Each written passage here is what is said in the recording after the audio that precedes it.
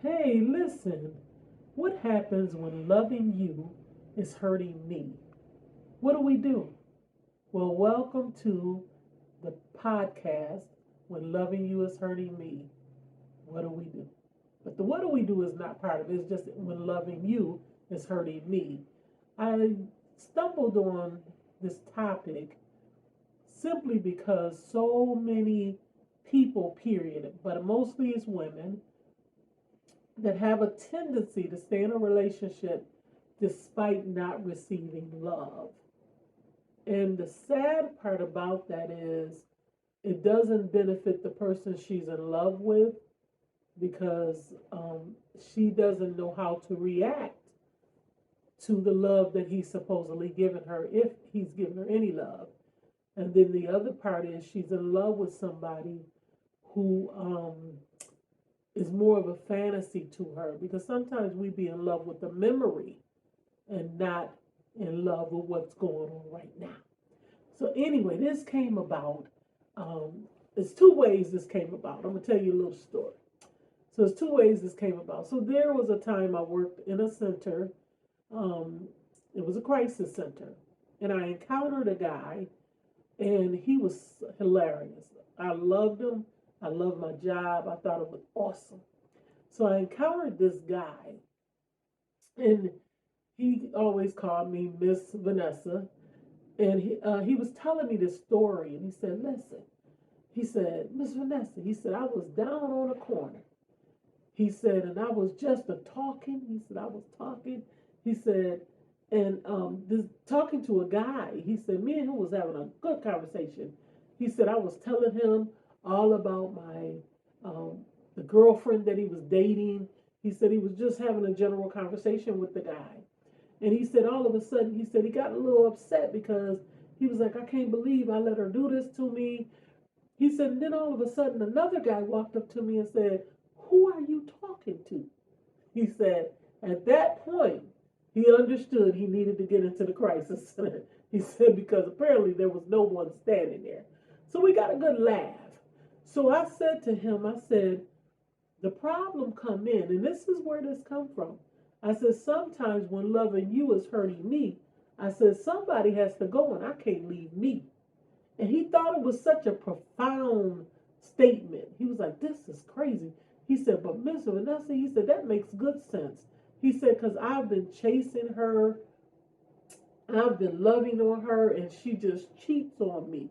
And he really found that to be of great understanding for him now about relationships, because sometimes relationships hurt.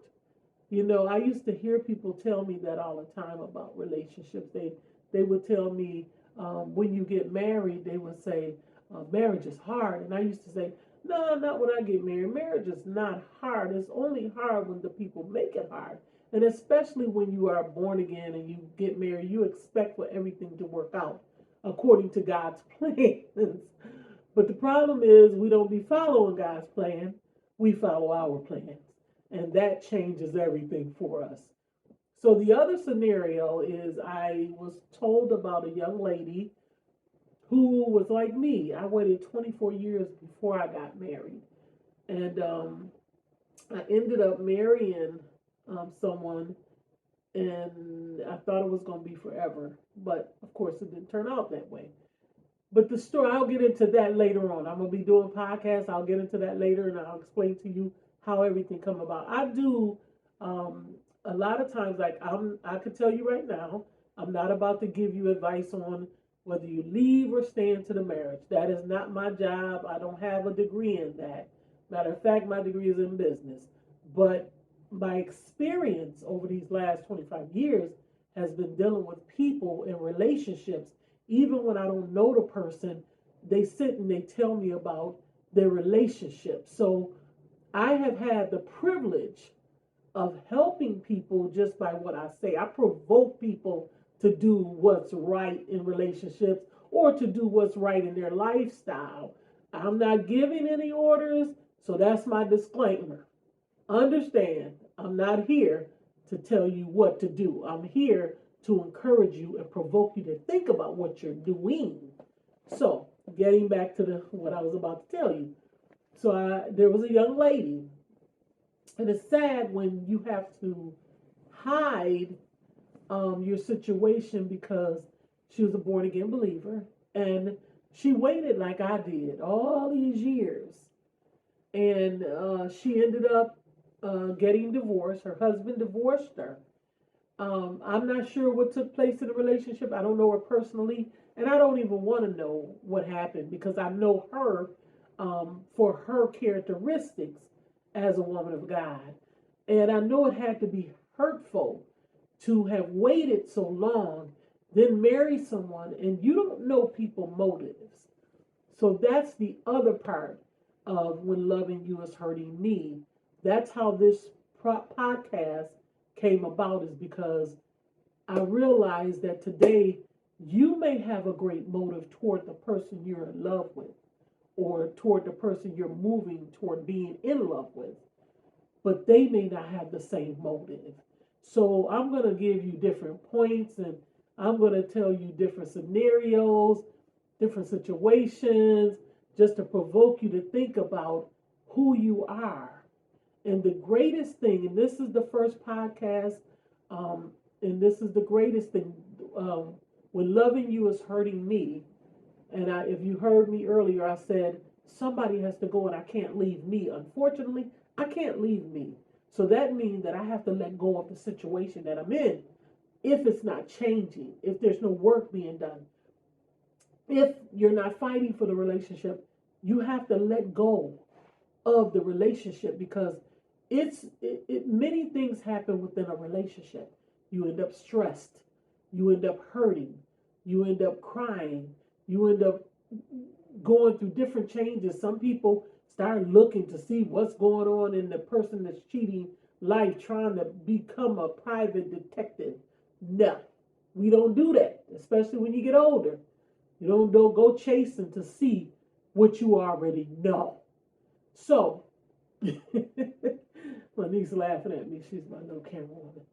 But just to say, when loving you is hurting me, somebody got to go, and I can't leave me. So, what I'm going to do, if you're a born again believer, you're going to pray and you're going to ask God to help that person. But you got to move on sometimes because people are dying from stress of trying to stay in something and you know the person don't want you. Now, if you see them fighting for you, that's different. But if you see that they're not even trying, you don't hear from them, you don't talk to them. I mean, you don't talk to them, you don't hear from them, you don't see them, they make no attempt to get to you, then you know it's over. They just don't want to tell you it's over because they want you to stand by in case the other relationships don't work out. We're not called to do all of that. We're just not. We don't sit around and wait because years go by. You just see how quick time is moving.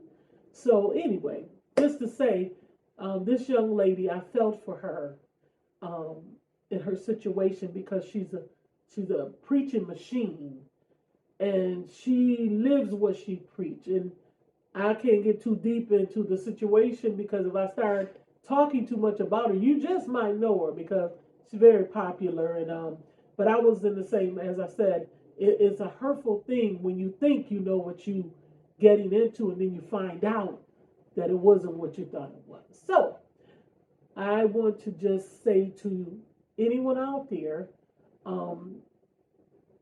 this podcast, I'm going to try to do it on Thursdays. Thursdays between probably around 6 o'clock on Thursdays. I may slap in a couple on Saturdays, depending on my niece's schedule. I may come and do a couple of podcasts on Saturdays too, but I wanted to get started because people have always told me that I give great advice. And lately, I've been talking to different people. I can go from encouraging you through the word to encouraging you naturally or morally, just to say to yourself, know your value and know your worth. You're going to hear me say that over and over. Know your value and know your worth. Because if you don't know it, then who you get into a relationship will not know it, or will not receive it, or will not act accordingly. This podcast here, the first one, I just wanted to talk about forgiveness. And this forgiveness is not for them. This forgiveness is for you. Now, I know we hear that all the time, but you're going to hear me talk about it in a different way. So it's not that you forgiving yourself to let them go, or to let or free yourself in that way. But this forgiveness is to say, with forgiveness comes guilt. So we want to alleviate all the guilt about what you did or what you didn't do in the relationship. Because when a person know you're a loving person and know you're a kind person, they take advantage of you and you don't even realize they're taking advantage of you. Because in your mind, you love them so much, you want the best for them, you go out your way for them. But in their mind, they want what they want from you, and it may be temporal. So I want to talk about the guilt portion of forgiveness. So don't beat yourself up because, it could be men or women, it doesn't matter who, but I'm talking from a standpoint of a woman right now, that you don't look like. Most of the time, women beat themselves up because you assume they got a younger woman, the woman is skinnier, the woman is prettier, the woman has it going on more, maybe she got more degrees than you, or maybe, we take and pick ourselves apart so that it doesn't make us feel good, but it says maybe I just didn't meet his standards. Understanding that who cares about his standards? That's our problem. It's not about the standard. He didn't care about the standards when he first met you and he went after you with everything he had. He didn't think about a standard. He didn't treat you like there was a standard. It didn't happen until he either got what he wanted out of you and he was done with you, or this other person that he's messing with is giving him everything he wants right now, currently.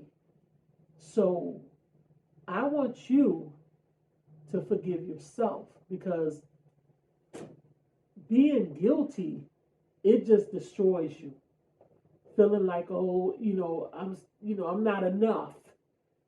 That destroys you. You are enough. And I'm coming to you from experience, and I'm coming to you to let you know I'm not fake. Everything I'm saying to you, I practice in my own life. I've been through a lot of different changes over these millions of years I've been living.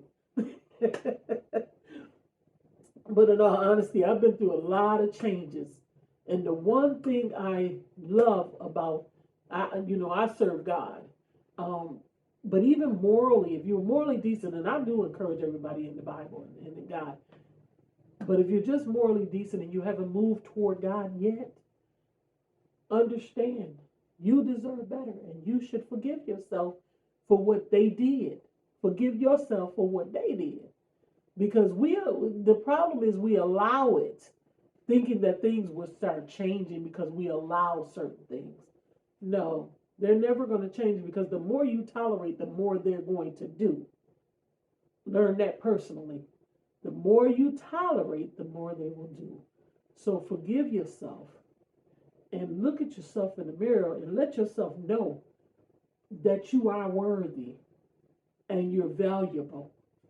And even, to the point where you understand that there's not only great, and I'm not a motivational speaker, let me clear that up too. I'm not. This is encouragement. This is all I do in my life, period. If my family let me, I encourage them. This is what I do almost about 16 hours a day. I give it 16 hours, because if I have an opportunity to talk to you, I'm going to definitely encourage you. That's just what I do. So there's greatness God has placed in all of us. What we do with the greatness matters. So when we allow different things like guilt, jealousy, envy, strife, manipulation, when we let them things in, it kills out the greatness. So again, this is about forgiveness. This is the first podcast about forgiveness. My next podcast is going to be about acceptance. But right now, we're talking about just forgiveness because we want you to go to sleep tonight and go to sleep with forgiveness in your heart for yourself. And tell yourself, you don't even have to talk to yourself. You just have to receive it and understand that you don't have to feel guilty about, again, what somebody else did. If they don't want you, that doesn't make you less of a person. That just makes them not want you. And you got to move on with your peace. Because just as quick as they not want you, God can send you somebody that wants you. And wants you just the way you are. See, sometimes people, I always hear women, this is the biggest thing women talk about. When I lose this weight. When I lose this weight. But it's really not about weight. Because there's some guys that like thick women. They don't always like little skinny women. Even though they are beautiful too. Everybody beautiful. My sister used to have this saying. She would say, I may not have my shape like I did when I was younger. She said, I used to be, what did she call it? A Coca-Cola bottle. She said, now I'm a 2-liter, but I still got a shape. So understand this. Coca-Cola, 2-liter. If they want you, they want you. If they don't want you, they don't want you. Be careful about somebody that's trying to use you and have the wrong motive. But your past experience, forgive it. And we're going to continue on the next podcast. When loving you is hurting me, somebody got to go, and I can't leave me. Have a good day. God bless.